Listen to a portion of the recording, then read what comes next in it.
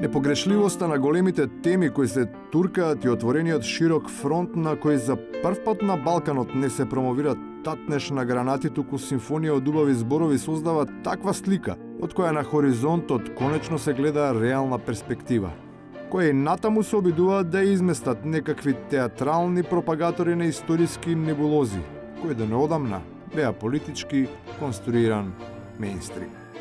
Исус и настаните околу Исус, создавањето на религијата се преземени од античката македонска религија, каде што на 25 декември се слави раѓањето, 22 март умирањето и на 25 март воскреснувањето.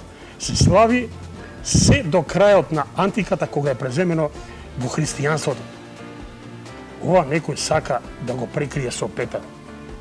Чистата совест за еднината е посилна од нејасното минато, па наместо алергија од правот со кој таа е покриена, низ дувнатиот нос се шири мирис на разбирање и толеранција.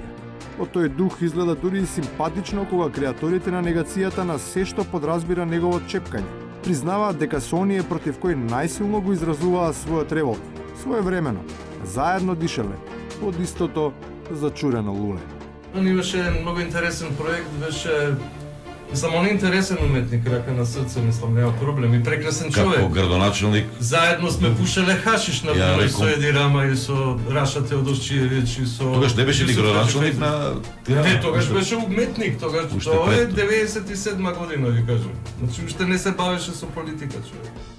Таа, политиката понекогаш знае да ги смени луѓето и да изигра довербата што си ја имал еден кон друг. И покрај тоа што беа навидум неразделни, впечатокот бил погрешен од еден од нив според другиот, кој ништо не знаел, иако сиот свет знаеше, наместо за заедничка, како истурен комесар, си ги туркал протестите за партиска Македонија.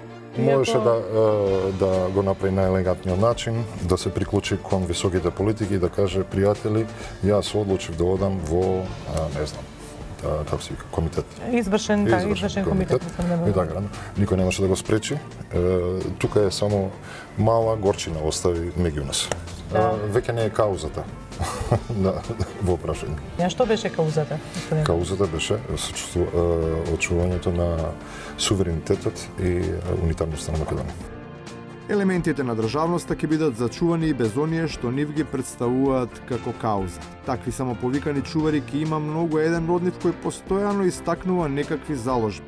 Повторно се актуализира себе си. Без оглед дали намерата му е благонаклона или мотивирана со цел да се промовира како иден станар на водно.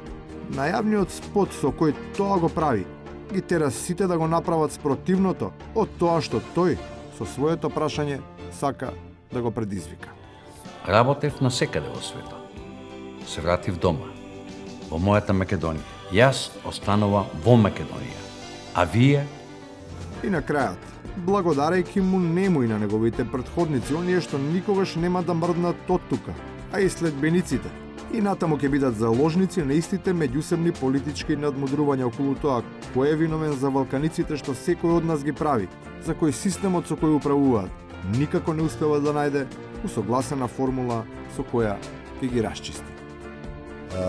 Поентата е тие возила кои што учествуваат во загадувањето на поголем начин да бидат во критичните денови одстранети од сообраќајот.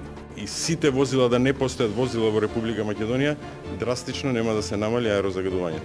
Не верувам дека кажал дека не се загадувач, меѓутоа и сите возила да не постојат возила во Република Македонија, драстично нема да се намали аерозагадувањето. Клучот е на друго место.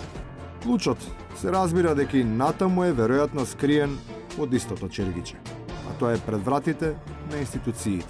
Треба да се крене, а не со него и натаму да се бришат чевлите на одговорноста.